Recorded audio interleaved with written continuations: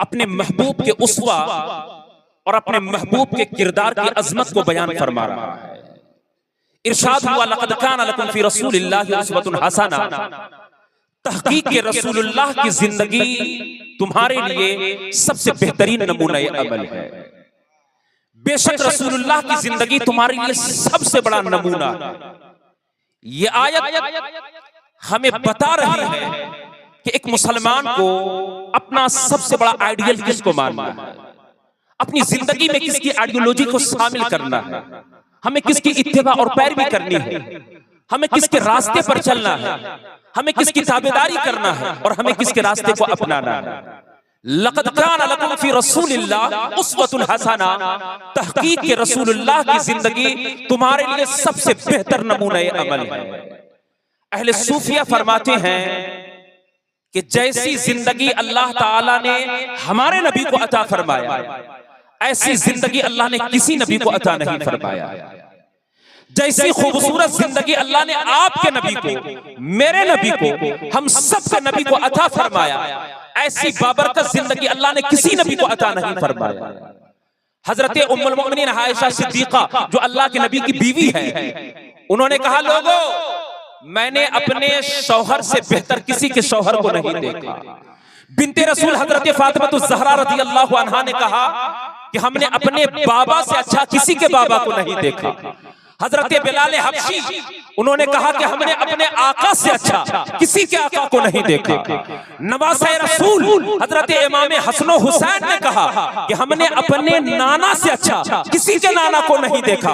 सहाबी रसूल हजरत अबू तलहा मुस्कुराए और एक कदम आगे बढ़कर के बोले, फरमाया तुम लोग देखते कहां से, अल्लाह ने दूसरा मोहम्मद बनाया ही नहीं, तुम देखते कहां से। वो तो एक मोहम्मद को बना करके अल्लाह ने कलम तोड़ दिया, दूसरा मोहम्मद आया ही नहीं, तो तुम उससे बेहतर देखते कहां से। ये आपकी सादत है कि अल्लाह ताला ने उस नबी की उम्मत में आपको पैदा फरमाया है। अहले सूफिया फरमाते हैं कि हुजूर को जैसी जिंदगी अल्लाह ने अता फरमाई, ऐसी जिंदगी अल्लाह ने किसी नबी को अता नहीं फरमाई। द माइकल एच हार्ट एक क्रिश्चियन है, आप गूगल को भी सर्च कर सकते हैं, मोबाइल सबके पास है। ये अलग बात है कि वक्त से पहले मोबाइल हाथ में आ गया है। जिस उम्र में बच्चों के हाथ में कॉपी और कलम होना चाहिए, जिसे मुल्क के लिए बड़ा बड़ा साइंटिस्ट बनना चाहिए, डॉक्टर बनना चाहिए, वो छोटे छोटे बच्चे आज रील्स बना करके वो इस्लाम के यूट्यूबर बन रहे हैं। ये अलग बात है कि हमने अपने बच्चों के हाथ में कलम और कॉपी के बजाय बड़े बड़े मोबाइल दे दिए। लेकिन उसी मोबाइल में आप सर्च करें तो एक बहुत बड़ा फलसफी है जिसका नाम है द माइकल एच हार्ट। आप गूगल को सर्च करेंगे, उसने एक किताब लिखी थी, किताब का नाम है द 100। क्या नाम है? द 100। सन 1967 के अंदर 1967 में द माइकल एच हार्ट, ये कौन? एक ईसाई है, ये कोई मुसलमान राइटर नहीं, ये क्रिश्चियन है, ये एक ईसाई है। इसने एक किताब लिखी और किताब का नाम क्या है? द 100। ये ईसाई, ये क्रिश्चियन कहता है कि लोगों मुसलमानों में तुम्हें क्या बताऊं, जब से दुनिया बनी है उस वक्त से लेकर के आज तक के जितने बड़े बड़े लोग आए, मैंने उसको स्टडी करना शुरू किया।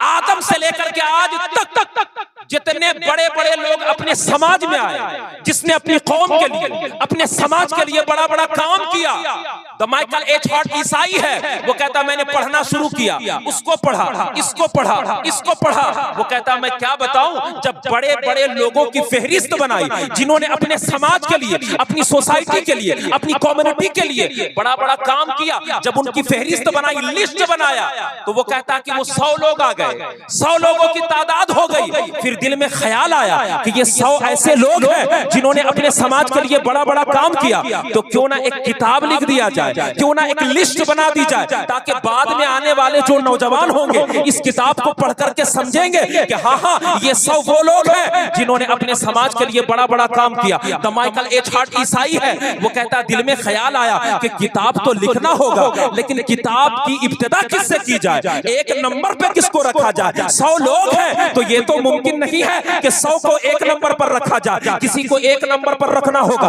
किसी को दूसरे नंबर पर रखना होगा। तो माइकल एच हार्ट ईसाई कहता है कि पहले 100 लोगों को छाटा, फिर 100 लोगों को पढ़ा कि अब देखो जरा बेस्ट ऑफ द बेस्ट कौन है। अब 100 लोगों में सबसे बड़ा कौन है? वो ईसाई है। वो कहता है मुसलमानों तुम्हें मुबारक हो, मैं ईसाई होकर के, मैं ईसाई हूं और ईसाई होकर के मैं किताब की इब्तिदा तुम्हारे नबी के नाम से कर रहा हूं, मोहम्मद के नाम से कर रहा हूं। मैं किताब की इब्तिदा तेरे पैगंबर के नाम से कर रहा हूं। वो कहता मुसलमानों गौर करो, कोई ये ना समझना, कोई ये ना समझना कि मैं मोहब्बत की बुनियाद पर लिख रहा हूं। नहीं नहीं, वो कहता अगर मोहब्बत की बुनियाद पर लिखना होता तो पहले नंबर पर मैं ईसा का नाम लिखता। क्यों? क्योंकि मैं ईसाई हूं, मेरा नबी, मेरा पैगंबर मोहम्मद नहीं है, मेरा पैगंबर तो ईसा है। मेरा कलमा ला इलाहा इल्लल्लाह मुहम्मद रसूलुल्लाह नहीं है, मेरा कलमा तो ईसा रूहुल्लाह है। लेकिन मैंने अपने नबी को छोड़कर तेरे नबी का नाम लिखा, वो मोहब्बत की बुनियाद पर नहीं, हकीकत की बुनियाद पर। मोहम्मद है ही वैसे कि न उनसे पहले कोई आया है, न उनके बाद कोई आने वाला है, न उनसे पहले कोई उनसे अच्छा आया है, न उनके बाद कोई आने वाला है। आला हजरत ने इसी की तर्जमानी करते हुए कहा खल्क से औलिया, औलिया से रसूल और रसूलों से आला हमारा नबी। सारे अच्छों में अच्छा समझिए जिसे है उन अच्छों में अच्छा हमारा नबी, सारे सच्चों में सच्चा समझिए जिसे है उन सच्चों में सच्चा हमारा नबी। सुन्नियों मिलकर कहो सबसे आला व औला हमारा नबी, सबसे आला व औला हमारा नबी, सबसे बाला व बाला हमारा नबी। कौन देता है देने को मुँह चाहिए, देने वाला है सच्चा हमारा नबी। मेरी कौम को तकबीर, नारे तकबीर, नारे रिसालत, मसलके आला हजरत, नारे तकबीर। वो ईसाई है, कोई मुस्लिम राइटर नहीं। अगर मैं नबी की तारीफ करूं तो कोई हैरानी की बात नहीं। वो ईसाई लिखता है he was the best name in universe of the world। वो कहता है पूरी कायनात के अंदर मुस्तफा से बड़ा कोई नाम नहीं आया। वो कहता मैंने मुस्तफा की जिंदगी को पढ़ा, उनसे बेहतर मैंने किसी को नहीं पाया है। वो कहता मुसलमानों अगर तुम अपने नबी की तारीफ करो, लोग कहेगा मुसलमान जो है कलमा जो पढ़ता है इसका नबी जो है। वो कहता मैं ईसाई होकर के कहता हूं कि तेरे नबी से बेहतर आज तक ना कोई आया है और ना कयामत तक तेरे नबी से बेहतर कोई आने वाला है। अब मेरी कौम को, इस नौजवान कौम को कौन समझाए कि ये अपने नबी को छोड़ करके अंग्रेजों को फॉलो कर रहे हैं। मेरा नबी वो है जिसे मुसलमान भी पढ़ते हैं और अंग्रेज भी पढ़ते हैं। इन नौजवानों को कौन बताए कि तू नबी को छोड़ करके तू अंग्रेजों की जिंदगी को पढ़ रहा। अल्लाह की इज्जत की कसम मेरा नबी वो है जिसे अपने भी पढ़ते हैं और अंग्रेज भी आज स्टडी कर रहे हैं। आपको बताऊं, बल्कि मैं एक मसले से अपनी गुफ्तगू को आगे बढ़ाऊंगा। एक अंग्रेज है, जापानीज, जापान का एक बहुत बड़ा डॉक्टर है और बहुत बड़ा फलसफी है, हिस्टोरियन है। उसने एक इस्लाम के एक मसले पर उसने रिसर्च किया और वो मसला क्या था, बल्कि आपसे मसला मैं पूछ लूं कि कुत्ता अगर बर्तन को मुंह लगा दे तो क्या करेंगे? पूरे मजमे से मेरा सवाल है। हाँ यही करते हैं। कुछ लोग बोलते हैं छुतारा हो गया। नेताजी कुत्ता अगर बर्तन को मुंह लगा दे, कुछ लोग कहते हैं छुतारा हो गया। लेकिन हुजूर की हदीस है कि कुत्ता अगर बर्तन को मुंह लगा दे बकदरे इख्तिलाफ रिवायत 3 मरतबा या 5 मरतबा या 7 मरतबा अगर मिट्टी से उसको धो दिया जाए तो वो बर्तन पाक भी हो जाता है, वो साफ भी हो जाता है। उसको फेंकने की जरूरत नहीं है।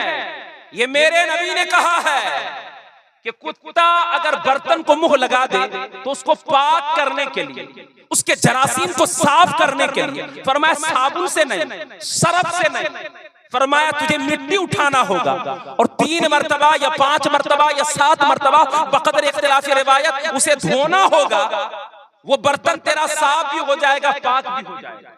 हुजूर की इस हदीस को एक जापानीज ने पढ़ा, जापान के एक डॉक्टर ने। वो सोचने लगा कि 15 सदियां पहले, 1500 साल पहले कोई लेबोरेटरी नहीं थी, 15 सदियां पहले कोई तजर्बागाह नहीं, फिर मुसलमानों के इमाम ने ये कैसे बता दिया कि अगर मिट्टी से धोया जाए तो बर्तन के जो जरासीम होते हैं वो पाक हो जाते हैं। उस जमाने में तो कोई साइंसदान नहीं, उस जमाने में कोई साइंसी दुनिया नहीं, कोई लेबोरेटरी नहीं। मुसलमानों के इमाम ने 1500 साल पहले मदीने की टूटी हुई चटाई पर बैठकर ये कैसे बता दिया। वो जापानीज डॉक्टर है, वो कहता मैंने एनालिसिस करना शुरू किया, मैंने इस पर तजर्बा करना शुरू किया और मैंने क्या किया कि मैंने एक बर्तन लिया, एक प्लेट लिया और उसमें खाना रखा और एक कुत्ते को बुलाया और उस कुत्ते के सामने मैंने उस प्लेट को दे दिया। और आप देखते हैं कि जब कुत्ता खाना खाता है या कोई चीज खाता है तो वो अपनी जबान लगाता है, उस प्लेट को चाट लेता है। वो एनालिसिस करते हुए वो कहता है इस ख्याल से मैंने ये तजर्बा किया कि अगर ये बात झूठी निकल जाएगी तो मैं मुसलमानों को लानोतान करूंगा, मैं कहूंगा देख तेरे नबी ने माज़अल्लाह झूठ कहा है, देख तेरे नबी की बात झूठी हो गई। वो कहता है इस ख्याल से कि मैं मुसलमानों के इमाम को झूठा साबित करूंगा। वो डॉक्टर है, मुसलमान नहीं, हिंदुस्तानी नहीं, वो जापानीज है, बहुत बड़ा साइंसदां है। वो कहता है कि मैंने एक प्लेट लाया, उसमें खाना रखा, कुत्ते के सामने दिया और जब कुत्ता खाना खा चुका तो मैंने बाजार से महंगे महंगे साबुन लाए, महंगे महंगे सरफ लाए और मैंने उस प्लेट को धोया, मैंने उस प्लेट को साफ किया, मैंने उस प्लेट की गंदगी को साफ किया। वो कहता उसके बाद मैंने दूरबीन लगाया, माइक्रोस्कोप लगाया और जब मैं माइक्रोस्कोप लगा करके देखता हूं तो मैं क्या देखता हूं कि साबुन और सरफ से बर्तन साफ तो नजर आ रहा है लेकिन अभी भी उसके अंदर जरासीम नजर आ रहे हैं, अभी भी उस प्लेट में जरासीम नजर आ रहे हैं। वो कहता है मैं माइक्रोस्कोप से देख रहा हूं तो बर्तन साफ नजर आ रहा है लेकिन अभी भी जरासीम मौजूद है। वो कहता है मुसलमानों तुम्हें मुबारक हो, फिर मैंने तेरे नबी की बातों पर अमल किया, मैंने मुस्तफा की हदीस पर अमल किया, मैंने पैगंबर आजम की बातों पर अमल किया और मैंने क्या किया, फिर मैंने अपने घर की आंगन से चंद मुट्ठी मिट्टी उठाया और मैंने उसको साफ किया 3 मरतबा या 5 मरतबा मैंने साफ किया। वो कहता उसके बाद मैंने माइक्रोस्कोप लगाया, दूरबीन लगाया तो मैं क्या देखता हूं कि वो बर्तन पाक भी नजर आ रहा है, वो बर्तन साफ भी नजर आ रहा है। अब वो बर्तन पाक भी हो गया, साफ भी हो गया। वो जापान का डॉक्टर है, वो वहीं से खड़े होकर के मदीने की तरफ रुख करता है और वहीं से कहता है ऐ मुसलमानों के इमाम तेरे एजुकेशन को सलाम हो, तेरी तहकीक को सलाम हो, तेरे रिसर्च को सलाम हो कि 15 सदियां बाद भी अमेरिका और जापान के बड़े बड़े डॉक्टर बड़े बड़े तजर्बागाहों में बड़े बड़े लेबोरेटरी में बैठकर जो बातें ना बता सके 1500 साल पहले मोहम्मद ने मदीने की टूटी हुई चटाई पर बैठ करके बता दिया। जो बातें आज बड़े बड़े डॉक्टर नहीं बता पा रहे हैं मेरे नबी ने 15 सदियां पहले पटी हुई चटाई पर बैठ करके मुस्तफा ने वो सारी बातें बता दी। अब इन नौजवानों को कौन समझाए, तुम मुस्तफा को छोड़ करके उन अंग्रेजों को पढ़ रहे हो जिसे मुसलमान भी पढ़ रहे हैं और जिसे अंग्रेज भी पढ़ रहे हैं। तुम किसको फॉलो कर रहे हो? तुम अपने नबी के आइडियोलॉजी को छोड़कर तुम एक्टरों को क्रिकेटरों को अपना आइडियल समझ और उसको फॉलो कर रहे हो और उसके तरीके पर चल रहे हो। पढ़ो अपने नबी की जिंदगी। आप जानते हैं एक तहकीक में आपको सुना रहा हूं, शायद आपने पहले किसी से ना सुना। एक तहकीक सुनिए, एक बहुत बड़ा अमेरिकन रिसर्चर है, वो कहता है कि आज अमेरिका और यूरोप साइंसी दुनिया में इतना आगे कैसे निकल गया। कभी आपने गौर किया है कि अमेरिका ने इतनी तरक्की कैसे कर ली, रसिया ने इतनी तरक्की कैसे कर ली? वो अमेरिकन डॉक्टर है, वो कहता मुसलमानों सुनो, मैंने तुम्हारे असलाफ तुम्हारे बुजुर्गों की लिखी हुई 300 से ज्यादा किताबें, कितनी 300 से ज्यादा किताबें वो कहता है कि मुसलमानों की लिखी हुई, जो इनके आबाओ अजदाद ने लिखा था, जो इनके बुजुर्गों ने लिखा था। और वो किताबें सिर्फ कुरान और हदीस नहीं थी, वो कहता जो मुसलमानों ने लिखा था इल्म मंतिक पर, इल्म फलसफा पर, इल्म मैथमेटिक्स पर, इल्म रियाजी पर, ज्योग्राफिया पर, जितने उलूम फनून आज कॉलेजेस के अंदर पढ़ाए जाते हैं, आज स्कूल के अंदर पढ़ाए जाते हैं, वो अमेरिकन कहता है मैं तुम्हें क्या बताऊं कि मुसलमानों की लिखी हुई 300 से ज्यादा किताबें जो इनके बुजुर्गों ने लिखी थी, इनके आबाओ अजदाद ने लिखा था, वो 300 से ज्यादा किताबें जो अरबिक में थी, जो फारसी में थी, उसको हमने ट्रांसलेट किया, अंग्रेजी में कन्वर्ट किया, अंग्रेजी में तर्जमा किया, फिर हमने उसको पढ़ना शुरू किया, उस पर एक्सपेरिमेंट करना शुरू किया, फिर इंप्लीमेंट करना शुरू किया, उस पर अमल करना शुरू किया। मुसलमानों की लिखी हुई किताबों को अंग्रेज ने पढ़ा और दुनिया के ऊपर रायत किया। आज नतीजा क्या निकला कि आज वो जमाने के इमाम बन गए हैं और आज हम उनके गुलाम बन गए हैं। हमारी किताबें जो हमारे बुजुर्गों ने आपके लिए लिखा था, हमारे लिए लिखा था कि बाद में आने वाली जनरेशन इस किताबों को पढ़ करके साइंसी दुनिया में बड़े बड़े काम करेंगे। जब तुमने इन किताबों को नहीं पढ़ा तो अंग्रेजों के हाथ लग गई वो किताबें। आज अंग्रेजों ने उन किताबों को पढ़ा और नतीजा क्या निकला कि आज वो जमाने के इमाम बन गए हैं और आज हम उनके गुलाम बन गए। अल्लामा इकबाल ने एक शेर के अंदर सारी तर्जमानी कर दी। इकबाल ने कहा, शरीयत के हमने जो पैमाने तोड़े, शरीयत के हमने जो पैमाने तोड़े, वो सब ले जाके अहले मगरिब ने जोड़े। उन किताबों को किसी को तो पढ़ना था, जब तुमने नहीं पढ़ा, तुम्हारे बच्चों ने नहीं पढ़ा, हमारी औलादों ने नहीं पढ़ा, तो ये किताबें अंग्रेजों के हाथ लग गई। उन्होंने उसको ट्रांसलेट अंग्रेजी में किया, फिर उस पर एक्सपेरिमेंट और इंप्लीमेंट किया, तो आज नतीजा क्या निकला कि आज वो जमाने के इमाम नजर आ रहे हैं और हम उनके गुलाम नजर आ रहे हैं। शरीयत के हमने जो पैमाने तोड़े, वो सब ले जाके अहले मगरिब ने जोड़े। जिस वक्त हमारी कौम के हाथों में किताबें होनी चाहिए, उस उम्र में हमने अपने बच्चों के हाथों में मोबाइल दिए। आज अपनी औलादों से हिस्ट्री के बारे में कुछ पूछे, इन्हें पता नहीं। इससे पूछिए कि अभी आईपीएल के अंदर फर्स्ट टेबल पे कौन सी टीम नजर आ रही है, ये फौरन बता देंगे। इस कौम से, इस जनरेशन से, इन नौजवानों से अगर आप पूछो कि अभी मोस्ट विकेट टेकर कौन है आईपीएल की टीम में, तो ये बता देंगे। लेकिन अगर इसे सिर्फ पूछ लिया जाए कि बताओ कि तुम्हारे नबी की औलादें कितनी थी, जिस नबी का कलमा पढ़ते हो जरा बताओ उनके बच्चे कितने, उनकी बच्चियां कितनी, उन्होंने निकाह कितने किए, उनकी सुन्नतें 10 गिना दो, तो ये कौम पसे पुष्ट हो जाए। शरीयत के हमने जो पैमाने तोड़े, वो सब ले जाके अहले मगरिब ने जोड़े। किसी को तो पढ़ना था, हमने नहीं पढ़ा, अंग्रेजों ने पढ़ा, आज वो हमसे आगे निकल गए, हम उनसे पीछे चले गए। अभी अगर मैं पूरे मजमे से सवाल करूं कि अच्छा ये बताओ कि चांद पर सबसे पहले कदम किसने रखा, अगर मैं सवाल करूं कि बताओ कि सबसे पहले चांद पर पहुंचने वाला कौन था, तो अमूमन तो मुस्लिम माशरे के अंदर 95% बच्चों को पता ही नहीं, और 5% को पता भी होगा तो वो नील आर्मस्ट्रांग का नाम लेंगे। वो कहेंगे 1969 के अंदर नील आर्मस्ट्रांग ने चांद के ऊपर कदम रखा। 95% बच्चों को पता नहीं, चूंकि वो न शरीयत को पढ़ रहे हैं और न वो समाज को पढ़ रहे हैं। इसकी वजह है कि वो न दुनिया के जानकार हो पा रहे हैं, न शरीयत के जानकार हो पा रहे हैं। और 5% को अगर बताया भी गया है तो वो वही पढ़ रहा है जो उसको उसका गूगल बता रहा है। गूगल को सर्च करो तो गूगल भी यही कहेगा नील आर्मस्ट्रांग का नाम बताएगा।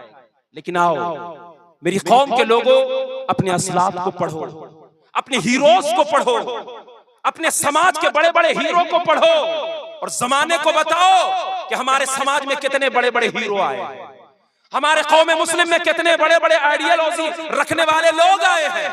अल्लाह की इज्जत की कसम मैं आपको बताऊं कि चांद पर सबसे पहले न अमेरिका ने कदम रखा है, न रसिया ने कदम रखा, बल्कि अल्लाह की इज्जत की कसम चांद पर सबसे पहले मोहम्मद के गुलामों ने कदम रखा है, मेरे नबी के गुलामों ने कदम रखा है। और ये कोई हवाई फायरिंग करके नहीं जा रहा हूं, दलील दे करके जा रहा हूं। नील आर्मस्ट्रांग इसने कब कदम रखा? 1969 के अंदर, आज से सिर्फ 70-75 साल पहले इसने चांद पर कदम रखा। लेकिन आओ जरा पलटो, मैं तुम्हें 900 साल पहले की कहानी सुनाता हूं।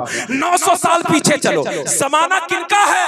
जमाना गौसे आजम शेख अब्दुल कादिर जिलानी का है, मेरे गौस का जमाना है, गौसे पाक का जमाना है। आज से 900 साल पहले की कहानी सुना रहा हूं। ये अमेरिका ने आज कदम रखा है, रसिया ने आज कदम रखा है, लेकिन अल्लाह की इज्जत की कसम मेरे नबी के गुलामों ने आज से 900 साल पहले चांद का सफर किया था। हजरत गौसे आदम की बारगाह में एक बुढ़िया आई और उसने आकर के कहा, बाबा मेरा एक सवाल है, जरा उस सवाल का जवाब दीजिए। गौसे पाक ने फरमाया क्या सवाल है? फरमाया बाबा आपका जब बचपना था, आपकी उम्र 7 साल की थी, तो मैं आपके घर की खादिमा थी, आपके घर में सर्वेंट थी, आपके घर में काम करती थी। तो उस वक्त मैं देखती थी आप बचपने में बच्चों के साथ जब आंख मिचोली खेलते थे, छुपने छुपाने का खेल खेलते थे, तमाम बच्चों के साथ जब खेलते थे, तो मैं देखती थी कि जब छुपने की आपकी बारी आती थी तो आप कहां छुप जाते थे कि कोई आपको नहीं देख पाता था। जब आप छुपते थे कोई आपको तलाश नहीं पाता था, और जब आप तलाशते थे तो सबको तलाश लेते थे, कोई आपको नहीं देख पाता था, आप सबको देख लेते थे। तो आप कहां चले जाते थे? 7 साल की उम्र में आप कहां जाते थे कि कोई आपको नहीं देख पाता था? गौसे आजम मुस्कुराए, आप फरमाते सुनो, जब मेरे छुपने की बारी आती थी तो मैं चांद पर जाकर के छुप जाया करता था, मैं चांद पर चला जाता था। उम्र कितनी है? 7 साल। आप फरमाते बचपने में जब मैं बच्चों के साथ खेलता था, जब मैं छुपता था तो मैं चांद पर चला जाता था। यही वजह है कि मैं तमाम बच्चों को देख लेता था, कोई मुझे नहीं देख पाता था। मैं सबको तलाश लेता था, कोई मुझे तलाश नहीं पाता था। मैं चांद पर चला जाता था। बुढ़िया का सवाल आगे बढ़ा, उसने फरमाया बाबा 7 साल की उम्र में आप चांद पर जाकर के छुपते थे, आज 60 साल आपकी उम्र हो गई, क्या अब भी आप चांद पर जाते हैं? क्या अब भी आपका चांद पर जाना होता है? क्या अब भी आप चांद पर जाकर के छुपते हैं? गौसे आदम मुस्कुराए, आप फरमाए बूढ़ी माँ अब तो मैं बहुत आगे निकल गया हूँ, अब तो मैं बहुत आगे निकल गया हूँ। पहले मैं चांद में छुपता था, अब चांद मेरे अंदर आकर के छुपा करता है। पहले मैं चांद पर जाता था, अब चांद मेरे अंदर आता है। पता क्या चला कि अमेरिका ने बाद में कदम रखा, रसिया ने बाद में कदम रखा, मोहम्मद के गुलामों ने पहले कदम रखा है, गौसे आजम ने पहले कदम रखा है। ये आपकी कमी है, ये हमारी कमी है कि हमने अपने असलाफ को पढ़ा नहीं, हमने अपने बुजुर्गों को पढ़ा नहीं। पढ़िए, अपने असलाफ को पढ़िए। जब आप अपने असलाफ को पढ़िएगा तो ये जो मैथमेटिक्स है आपको पता चलेगा कि ये मैथ के अंदर जितने भारी भरकम सवालात हैं उनके जवाबात किसने बताया है? ये हमारे असलाफ ने बताया, ये हमारे बुजुर्गों ने बताया। लेकिन आप सिर्फ वही पढ़ रहे हैं जो आपको मौजूदा सिलेबस में पढ़ाया जा रहा है, जो आपको मोबाइल और गूगल के जरिए पढ़ाया जा रहा है। ये अपने असलाफ की जिंदगी को जब आप पढ़ेंगे तो आपको समझ में आएगा कि दुनिया के ऊपर कोई ऐसा फील्ड नहीं, कोई ऐसा शोबा नहीं, चाहे वो दुनिया हो या आखिरत हो, कोई ऐसा शोबा नहीं जहां हमारे असलाफ ने अपना झंडा नहीं गाड़ा। आज कमी इस बात की है कि हमने अपने असलाफ को, अपने बुजुर्गों को हमने पढ़ना छोड़ दिया। इस कौम की मां ने ऐसे ऐसे बच्चों को जन्म दिया है जो कौम की तकदीर को बदल कर रख दिया करते थे। इस कौम की मां ने ऐसे ऐसे बच्चों को जन्म दिया है जो चांद पर जाकर के आंख मिचोली खेला करते थे।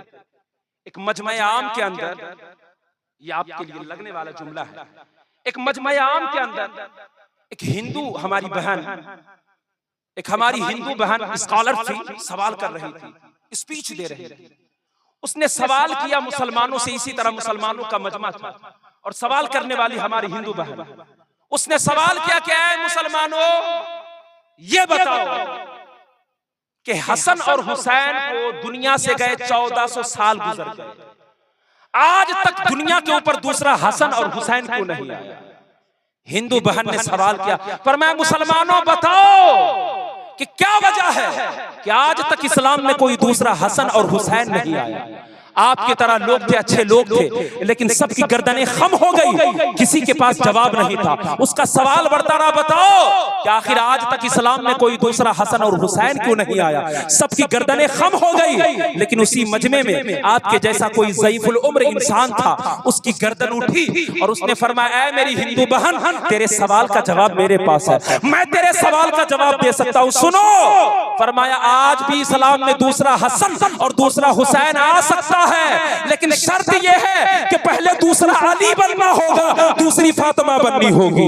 अगर अली आ गए, फातिमा आ गई, तो आज भी इस्लाम में दूसरा हसन भी आ सकता है, हुसैन भी आ सकता है। तुमने अली बनना छोड़ दिया, माओ ने फातिमा बनना छोड़ दिया, तो समाज ने हसन हुसैन को जन्म देना छोड़ दिया। आज भी अगर समाज में अली आ जाएंगे और फातिमा जैसी मां जाएगी, तो आज भी समाज के अंदर, आज भी हमारी दुनिया के अंदर, आज भी इस्लाम के अंदर दूसरा हसन भी आ सकता है, दूसरा हुसैन भी आ सकता है।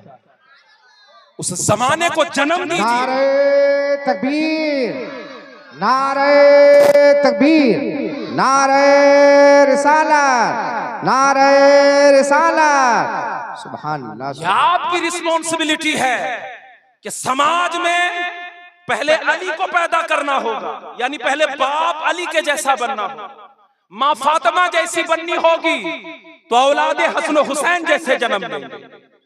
आपको पता है हुजूर के जमाने की एक कहानी मुझे याद आ गई। मैं तो बाज़ाब्ता किसी एक उन्वान का इंतखाब नहीं करता, जहां जहां से बातें याद आती है मैं बोलता चला जाता।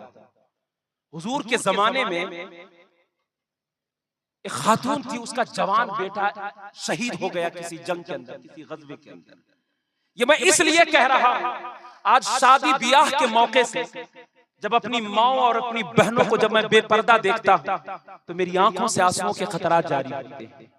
आज हमारी माएं, हमारी बहनें जब बाजार जाती है तो दो कैटेगरी का लिबास खरीदती है।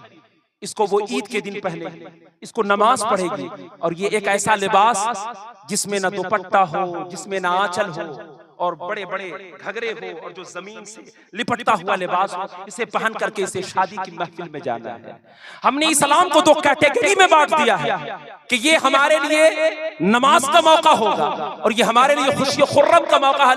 लेकिन देखो हुजूर के जमाने में खातून है, जवान बेटा शहीद हो गया, हुजूर ने फरमाया जाओ और जाकर के उसकी माँ को कह दो कि उसका बेटा मर गया, उसकी शहादत हो गई। जाओ उसकी माँ को कहो कि वो आकर के अपने बेटे का चेहरा देख ले, उसके बेटे की तदफीन होने वाली है, लास्ट टाइम वो अपने बेटे के चेहरे की जियारत कर ले। जब उसकी माँ को जाकर के लोगों ने कहा तो माँ ने रोना गाना शुरू नहीं किया। आज अगर हमारे घर के अंदर एक मैयत हो जाए तो शरीयत कहाँ चली जाती है? ना नमाज का ख्याल, ना रोजे का ख्याल, ना पर्दे का ख्याल, कौन गैर महरम है, कौन गैर मुस्लिम है, कौन आ रहा है, कौन जा रहा, कोई ख्याल नहीं। लेकिन वो हुजूर के जमाने की औरत है, उसको कहा तेरा जवान बेटा मर गया, जाओ तुम्हें हुजूर बुला रहे हैं। फरमाया 2 मिनट रुको, मुझे अंदर से आने दो। वो खातून है, वो अंदर गई और उसने अपने आप को बापर्दा किया, अपने चेहरे को भी छुपाया, अपने हाथ को छुपाया, अपने पूरे जिस्म को छुपाया, अपने आप को बापर्दा किया। और जब वो बाहर निकली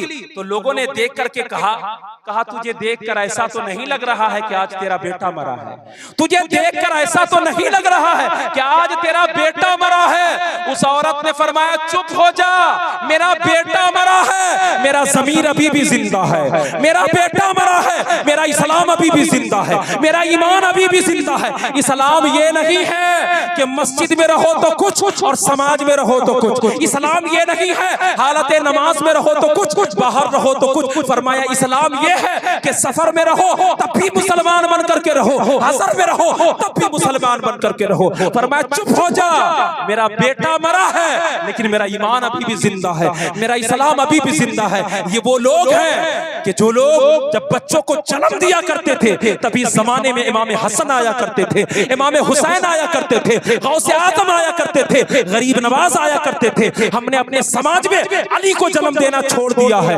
फातिमा को जन्म देना छोड़ दिया है।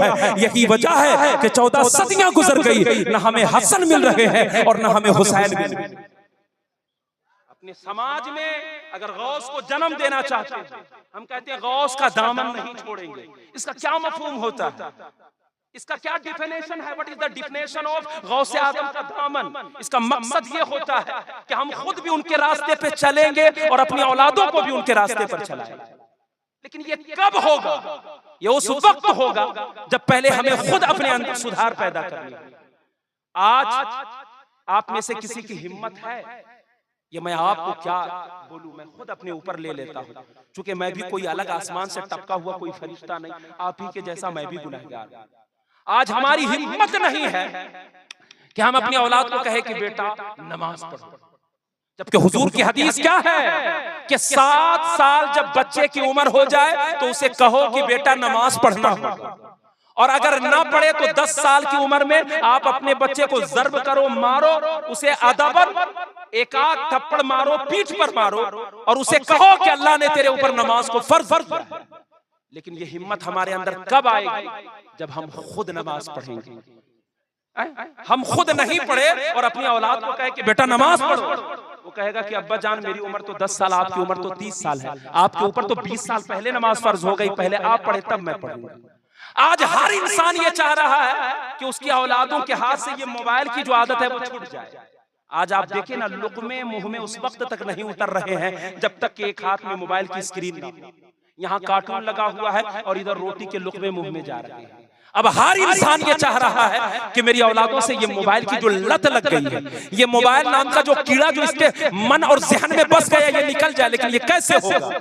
अल्लाह का कुरान कह रहा है पहले तुम्हें खुद सुधरना होगा, फिर तेरी औलादें सुधरेगी। याद करिए जरा, हजरत बाबा फरीदुद्दीन गंजे शकर की माँ, हजरत बाबा फरीद गंजे शकर की माँ ने क्या कहा था अपने बेटे बाबा फरीद को? बेटा नमाज पढ़ो। फरमाया अम्मी जान नमाज पढ़ने से क्या मिलता है? फरमाया क्या पसंद करते हो? फरमाया मीठा खाना पसंद करता हूं। फरमाया नमाज पढ़ो, अल्लाह तुम्हें मीठा देता। ये वो माएँ थी जो अपने बच्चों को मस्जिद भेजने के लिए बाज़ाब्ता कोशिशें किया करती थी, दीन की तरफ राग़िब करने के लिए दीन की मोहब्बतें पैदा किया करती थी। आज आप कभी अपनी औलाद को कहते हैं बेटा मदरसा जाओ तुम्हें 10 रुपया दे? कभी नहीं कहो।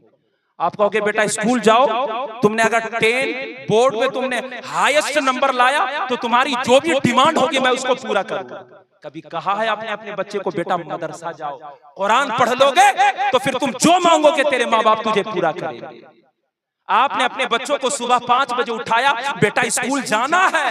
जरा दिल पर हाथ रख करके बताओ, कभी अपने बच्चे को फजर की नमाज के लिए 5 बजे भोर में उठाया? कभी नहीं। कभी मदरसे की तालीम के लिए बच्चे को सवारा है? नहीं। बच्चा जिस तरह भी हो, चाहे आंख में गंदगी लगी हो, चाहे उसकी टोपी गंदी हो, चाहे लिबास जैसा भी हो, उसको हमने भेज दिया जाओ मदरसा। लेकिन कभी आपने वो इनाम और वो इकराम की लालच आपने बच्चों के अंदर पैदा किया जो आपने दुनिया की तालीम के लिए पैदा किया? लेकिन आओ अपने असलाफ, अपने बुजुर्गों की जिंदगी को पढ़ो। हजरत बाबा फरीद गंजे शकर, आपकी माँ ने फरमाया बेटा नमाज पढ़ो।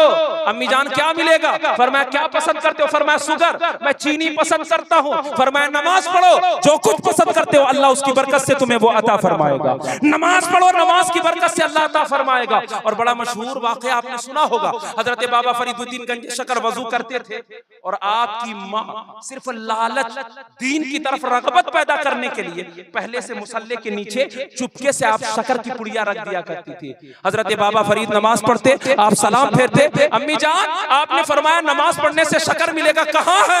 फरमाया बेटा मुसल्ला तो हटाओ। मुसल्ला हटाया, देखा शकर की पुड़िया मौजूद है। अब शकर की लालच में नमाज की मोहब्बत पैदा हो गई। हजरत बाबा फरीद मोहब्बत के साथ अब अल्लाह की इबादत करने लगे, नमाज पढ़ने लगे। वक्त गुजरता गया, साल 2 साल गुजरे। हजरत बाबा फरीद जंगल टहलने के लिए गए, रास्ते में मगरिब की अजान हो गई। आपने दोस्तों को कहा चलो चलो नमाज पढ़ेंगे। दोस्तों ने कहा क्या मिलेगा? फरमाया नमाज पढ़ो, नमाज की बरकत से जो मांगोगे अल्लाह अता फरमाएगा। फरमाया हमें तो नहीं मिलता। बाबा फरीद ने फरमाया मुझे तो मिलता है, तुम्हें मिले ना मिले मेरा खुदा तो मुझे दे रहा है। हजरत बाबा फरीद ने रास्ते में वजू कर लिया, नहर बह रही थी, पानी बह रहा था, आपने रास्ते में वजू कर लिया, घर गए, अम्मी जान मुसल्ला दीजिए, मगरिब की अजान हो गई। आपकी माँ ने फरमाया हाँ बेटा जाओ वजू कर लो। आपने फरमाया अम्मी आज तो मैं पहले से वजू करके आया हूँ, रास्ते में वजू कर लिया हूँ, अम्मी आज वजू की जरूरत नहीं, आज मुसल्ले की जरूरत है। हजरत बाबा फरीद ने इधर मुसल्ला बिछाया, इधर आपकी माँ ने आंचल उठाया,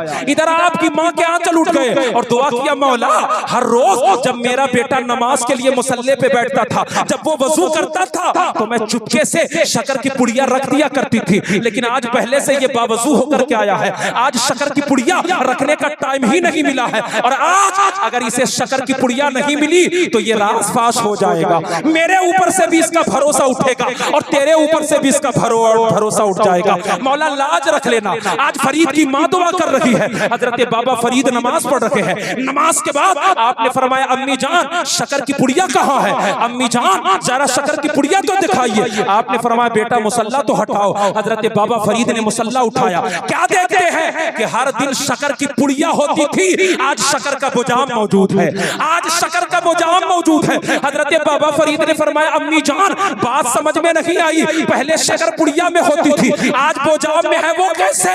बाबा फरीद की मारो पड़ी और फरमाया बेटा अल्लाह शाहिद है, हर रोज शकर का इंतजाम तेरी माँ करती थी, आज खुद उस खुदा ने किया है जिसके लिए तू नमाज पढ़ रहा है, जिसके लिए तू सजदा कर रहा है, आज मैंने नहीं, उसी खुदा ने इंतजाम किया है जिसकी बारगाह में तू झुक करके सुभान रब्बियल आला की सदाएं बुलंद कर रहा है।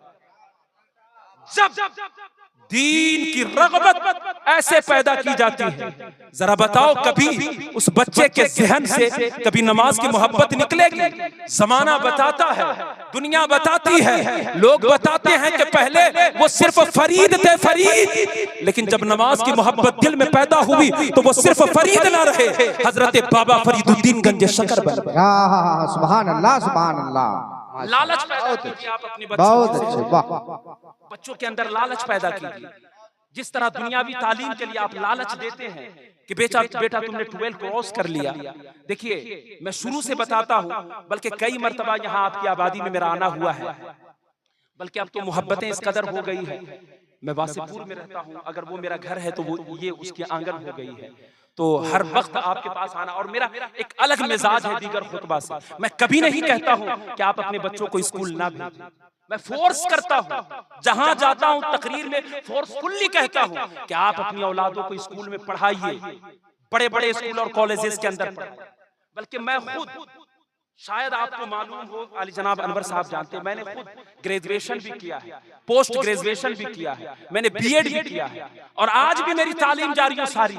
और यही मिजाज मैं अपनी कौम को भी देता हूँ कि आपको भी पढ़ना है, बड़े बड़े लॉयर इस्लाम में पैदा करना। आज आसाम जाकर के देखे, हमारे समाज के कई ऐसे बच्चे हैं जो हमारे पास अच्छे लॉयर ना होने की वजह से आज वो बेकसूर हैं, लेकिन सलाखों के पीछे हैं। आज तुम्हारे पास बड़े बड़े गैस्ट्रोएंटरोलॉजिस्ट नहीं है, गायनोलॉजिस्ट नहीं है, आज तुम्हारी बहनें मजबूर है कि वो दूसरे डॉक्टरों के पास जाकर के वो अपना इलाज करा रही है। क्या तुम्हें नहीं लगता है कि तुम्हारे समाज में भी कोई मुस्लिम ऐसा डॉक्टर हो जिसके पास जाकर के तुम्हारी माँ इलाज कराए, तुम्हारी बहनें इलाज कराए? आज समाज में बड़े बड़े डॉक्टर की जरूरत है, बड़े बड़े लॉयर की जरूरत है, बड़े बड़े एडवोकेट की जरूरत है। सब कुछ अपने बच्चों को दो, बड़े बड़े स्कूल में पढ़ाओ, कॉलेजेस में पढ़ाओ, लेकिन याद रखो हर तालीम दो, लेकिन सबसे पहले अपने बच्चों को इस्लाम की तालीम दो। एक ऐसी तालीम दो जिसमें बड़ों का अदब सिखाया जाता है, छोटों की शफकत सिखाई जाती है, जिसमें बड़ों का रिस्पेक्ट करना सिखाया जाता है, जिसमें हलाल क्या है, हराम क्या है ये बताया जाता है, सिखाया जाता है। ये इस्लाम का भी कानून है, और यही पैगाम आज इस्लाम भी दे रहा है, और यही पैगाम हमारे खुतबा भी दे रहा है। ये अपने अंदर एक ज़हन बनाइए। सुभान अल्लाह। आप अपनी औलादों को महंगे महंगे स्कूल और कॉलेजेस के अंदर पढ़ाइए, लेकिन उसके साथ आप अपने बच्चों को अच्छा पक्का सच्चा मुसलमान और साहिब ईमान बनाइए जी। और ये कब होगा? जब आप अपने बच्चों के जहन में ये बात डालिएगा कि बेटा जिस तरह इंग्लिश बोलना जरूरी है उसी तरह अच्छी उर्दू बोलना भी जरूरी है, बेटा जिस तरह दुनिया की तालीम जरूरी है उसी तरह इस्लाम की तालीम भी जरूरी है। अपने जहनो दिमाग को चेंज कीजिए। आज अगर इमाम साहब, मैं बल्कि कई जगह ये जुमला मैं दोहरा चुका हूँ, इमाम साहब बेचारे अगर वो 50 रुपया अगर एक्स्ट्रा मांग ले आपसे कुरान पढ़ाने का, लोग कहते हैं किस चीज का 50 रुपया? इमाम साहब को तनख्वाह नहीं देते हैं क्या? अब कुरान पढ़ाने के लिए भी उनको पैसा देना पड़ेगा। महीने में 35 रुपया तो चंदा हम अब आबादी से देते ही, अब कुरान पढ़ाने का अलग, नमाज पढ़ाने का अलग। लेकिन कभी आपने स्कूल में जाकर के पूछा है, अगर हफ्ते में 2 दिन इमाम साहब नहीं रहे और अगर जुमराती मांग ले तो इमाम साहब आप तो 2 दिन थे नहीं, तो फिर जुमराती किस बात? अभी मई का महीना आ रहा है, पूरा महीना स्कूल क्लोज रहेगा, लेकिन फिर भी तुम्हें जाकर के पूरे महीने की फी जमा करनी होगी। कभी पूछा है स्कूल वाले से कि पूरा महीना तो तेरा स्कूल क्लोज था, फिर तुम फीस किस चीज की ले रहे हो? नहीं, छुट्टी होने से पहले तुम्हें जाकर के फी जमा करना होगा। लेकिन अगर वही इमाम, वही मुअज्जिन अगर 2 दिन गायब हो और अगर वो जुमराती तलब कर ले, तो हमारे अंदर ये सवाल पैदा हो जाता है कि आपने ये जुमराती किस लिए तलब कर लिया है? आप तो हफ्ते में इतने दिन थे ही नहीं। अगर कुरान पढ़ाने के लिए अगर वो 50 रुपए तलब कर ले, तो हमारी मेंटालिटी ये बन जाती है, हमारा ज़हन ये बन जाता है कि हम इमाम साहब को तनख्वाह तो देते हैं, अलग से कुरान पढ़ाने की जरूरत क्या है? आज यही वजह है कि बच्चों में से किसी बच्चे को उठा लीजिए, सही से सूरह फातिहा पढ़ना नहीं आता है। मैं पूरे मजमे से सूरह फातिहा पढ़ना नहीं आता है, सही से उसको 4 सूरतें नहीं आती। क्यों? हमने इसका एहतमाम नहीं किया। जिस तरह महंगे महंगे टीचर को बुला करके तुम उसके लिए मैथमेटिक्स का अलग सब्जेक्ट पढ़ाते हो, इंग्लिश स्पोकन के अलग अलग सब्जेक्ट पढ़ाते हो। इसी तरह ज़हन बनाओ कि जहां तुम 2000 1000 महाना दे करके अपने बच्चे को इंग्लिश पढ़ाते हो, कम से कम 200-400 रुपए दे करके अपने बच्चे को अच्छा कुरान पढ़ना भी सिखाओ। उसे बताओ कि अल्हम्दु शरीफ में अगर छोटी हा अदा की गई तो फिर नमाज में फसाद पैदा हो जाएगा। तुम उससे बताओ कि अल्हम्दु इस तरह पढ़ा जाता है, इस तरह नहीं पढ़ा जाता है। उसके अंदर ज़हन पैदा करो कि तुम्हें स्कूल की तालीम भी लेनी है और तुम्हें दीन की तालीम भी लेनी है। ये मेंटालिटी और ये ज़हन आप खुद भी बनाइए, अपने माशरे के अंदर इसको पैदा कीजिए। ये आपकी रिस्पॉन्सिबिलिटी है, ये मेरी रिस्पॉन्सिबिलिटी है कि ये ज़हन हम अपने अंदर भी पैदा करें, अपनी औलादों के अंदर भी पैदा करें, ताकि हम रहे ना रहे ये तसलसल हमारे समाज में और हमारी सोसाइटी में चले। वरना इस कौम की माँ ने ऐसे ऐसे बच्चे जन्म दिए हैं जो कौम की तकदीर को बदल कर रख दिया करते थे। लेकिन फर्क यह है कि वो जमाना वो था, ये उस दौर की कहानी मैं आपको सुना रहा हूं जिस दौर के अंदर हमारी माँ हमारी बहनों के सरों पर शर्म हया की चादर हुआ करती थी। वो जब शादी ब्याह में भी जाती थी तब भी वो अपने सर को ढक करके जाती थी, और वो मैयत की महफिल में जाती थी तब भी उनका सर ढका होता था। ये उस दौर की कहानी मैं आपको सुना रहा हूं जिस दौर के अंदर नौजवानों के हाथ में बड़े बड़े मोबाइल नहीं होते थे। उस जमाने के अंदर सूरह यासीन के नुस्खे लोग अपने जेब में लेकर के चला करते थे। जब टाइम मिलता था तो व्हाट्सएप और फेसबुक और ट्विटर में 2-2 घंटा टाइम एक्सपेंड नहीं करते थे। उनको जब मौका मिलता था तो बैठ करके वो सूरह मोहम्मद पढ़ा करते थे और सूरह तहा पढ़ा करते थे। ये उस दौर की कहानी है कि जब सड़क चलते हुए नौजवान अपने कान में हेडफोन लगा के म्यूजिक नहीं सुनते थे। उस दौर की कहानी है कि वो घर में रहते थे तब भी नबी पर दरूद पढ़ते थे, और सड़कों पर चलते थे तब भी अपने मुस्तफा पर दरूद पढ़ा करते थे। ये उस जमाने की कहानी मैं आपको सुना रहा हूं। यह आपकी जिम्मेदारी है कि उसी जमाने को दोहराइए, उसी जमाने को फिर लाइए, फिर से इस समाज में अली बनाइए, फिर से इस समाज में फातिमा पैदा कीजिए। फिर देखिएगा कि फिर इसी समाज में अल्लाह इमाम हसन को भी पैदा करेगा, इसी समाज में अल्लाह इमाम हुसैन को भी पैदा करेगा।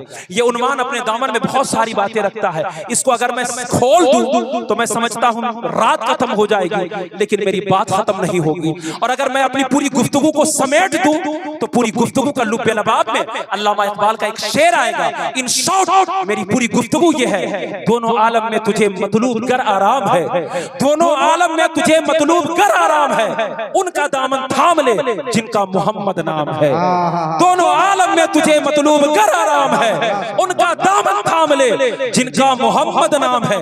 ये नाम कोई काम बिगड़ने नहीं देता, ये नाम कोई काम बिगड़ने नहीं देता, बिगड़े भी बना देता है ये नाम मोहम्मद। इन शॉर्ट यही है कि आप अपनी जिंदगी के अंदर बहारें पैदा कीजिए। एक आखिरी बात बता करके मैं अपनी गुफ्तगू खत्म कर दूं। हजरत, वक्त काफी हो चुका है और हमारे नेताजी भी बहुत मुश्किल से आज टाइम निकाल करके विराजमान है, तो तमामी लोगों का ख्याल रखते हुए बस एक आखिरी सवाल। किसी ने पूछा कि जरा ये बताओ what is the difference of Muslim and non Muslim, कि मुसलमान और नॉन मुस्लिम में क्या फर्क है? तो एक बुजुर्ग ने फरमाया, बड़ा सादा सा जवाब है, बड़ा कॉमन जवाब है। फरमाया, सुनो, मुसलमान वो होता है जो खुदा को भी मानता है और खुदा की भी मानता है, जो नबी को भी मानता है और नबी की भी मानता है, जो हुसैन को भी मानता है और हुसैन की भी मानता है। लेकिन आज आप अपने अमाल का जायजा लीजिए, मैं अपने अमाल का जायजा लूं, तो जरा देखिए मार्केट के अंदर हमारी एक बहन है जिसके सर पर आंचल नहीं है। आप उनसे पूछो कि मेरी बहन तू मुसलमान है, वो कहेगी हाँ मौलाना मैं मुसलमान हूं। दलील क्या है? ला इलाहा इल्लल्लाह मैं कलमा पढ़ती हूं। शायद उसका कलमा उसे मुसलमान बना रहा है, लेकिन उसकी बेपर्दगी बता रही है, उसका खुला हुआ सर बता रहा है कि ये खुदा को तो मानती है लेकिन खुदा की नहीं मानती है। अगर खुदा की मानी होती तो इसका सर खुला नहीं होता, बल्कि अपने सर पर एक दुपट्टा रखी होती, सर के आंचल के एक हिस्से से अपने चेहरे को भी छुपाती और अपने सर को भी छुपाती। शादी ब्याह के मौके पर घंटों घंटा नाचने वाले इस नौजवानों से पूछो कि मेरे नौजवान भाई तू मुसलमान है और ये निकाह की महफिल है और तू तू डीजे की आवाज पे नाच रहा है, नाच गाना कर रहा है, तू मुसलमान है। ये नौजवान कहेगा हाँ हाँ मौलाना मैं मुसलमान हूँ, दलील क्या है? मौलाना इससे बड़ी दलील क्या होगी? एक मुहर्रम से 12 मुहर्रम या हुसैन, इससे बड़ी दलील क्या होगी? 12 रबीउल अव्वल को जुलूस, इससे बड़ी दलील क्या होगी?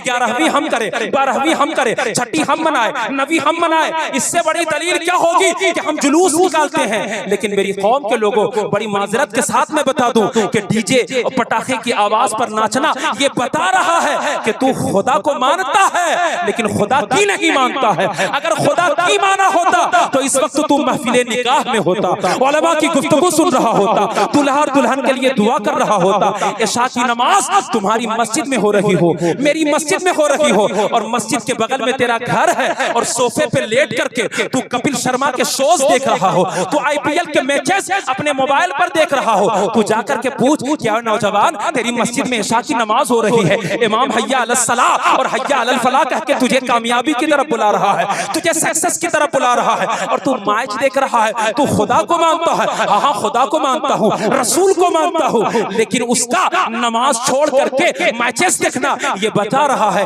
ये खुदा को मानता है लेकिन खुदा की नहीं मानता है। अगर खुदा की माना होता तो इस वक्त इसके हाथ में मोबाइल की स्क्रीन नहीं होती, अल्लाह का कुरान होता, इसके सामने टीवी की स्क्रीन नहीं होती, इसका सर सजदे माबूद में होता, सुबहान रब्बियल आला पढ़ रहा होता। पीरी गुफ्तगू का लुब्बे लबाब ये है मुसलमानों कि मुसलमान वो होता है जो खुदा को भी मानता है और खुदा की भी मानता है, मुस्तफा को भी मानता है, मुस्तफा की भी मानता है, ख्वाजा को भी मानता है, ख्वाजा की भी मानता है। पूरी गुफ्तगू का पैगाम ये है कि पक्का सच्चा मुसलमान बनो, और बनने के लिए तुम्हें खुदा को भी मानना होगा और खुदा की भी मानना होगा, हुजूर को भी मानना होगा, हुजूर की भी मानना होगा। लक़द कान लकुम फी रसूलिल्लाह उस्वतुन हसना, रसूल की जिंदगी तुम्हारे लिए सबसे बेहतर नमूना अमल है, तुम्हारे लिए सबसे अच्छा नमूना, सबसे बेहतर नमूना हुजूर की जिंदगी है। जिंदगी के हर गोशे में तुम अपने नबी को देखो, चलो तो मुस्तफा की तरह चलो, बैठो तो मुस्तफा की तरह चलो। कोई चलने वाले को जब तुम रास्ते में चलो तो किसी को पूछना ना पड़े व्हाट इज योर रिलीजन, तेरा मजहब क्या है। जब रास्ते में चलो तो किसी को पूछना ना पड़े कि अपने सर्टिफिकेट में दिखाओ कि इस्लाम लिखा है या नहीं, तेरा दीन क्या है, तेरा धर्म क्या है, तेरा रिलीजन क्या है। नहीं नहीं, रास्ते में चलो तो देखने वाला भी बता दे कि ये मुस्तफा का गुलाम जा रहा है, ये इस्लाम का मानने वाला जा रहा है। तेरा कल्चर बताए, तेरी चाल बताए, तेरा चलना तेरा ढलना बताए कि जब गुलाम ऐसा है तो फिर इसका इमाम कैसा होगा। जब गुलाम ऐसा चल रहा है तो इनका इमाम कैसा चलता होगा। भरते हैं तेरे दर से शहाने जमाना अपनी झोली, मुहताज का जब ये आलम है मुख्तार का आलम क्या होगा। वस्सलामु अला मन इत्तबा अल हुदा। अब जिसके दिल में आए वही पाए रोशनी, अब जिसके दिल में आए वही पाए रोशनी। हमने तो दिल जलाकर सरे राह रख दिया, हमने तो दिल जलाकर सरे राह रख दिया। अंदाज बयां गर्चे बहुत शौक नहीं है, शायद के उतर जाए तेरे दिल में मेरी बात। अल्लाह ताला मेरी बातों को कानों के जरिए आपके दिलों पर उतार दे और अल्लाह ताला पूरे समाज के अंदर बेदारी पैदा कर दे। अल्लाह आपको पक्का सच्चा मुसलमान बनाए और हमारे मुल्क में अल्लाह फिर से अमन व अमान कायम करे। वस्सलामु अला मन इत्तबा अल हुदा। आइए खड़े होकर बारगाह रिसालत में आप में सलातो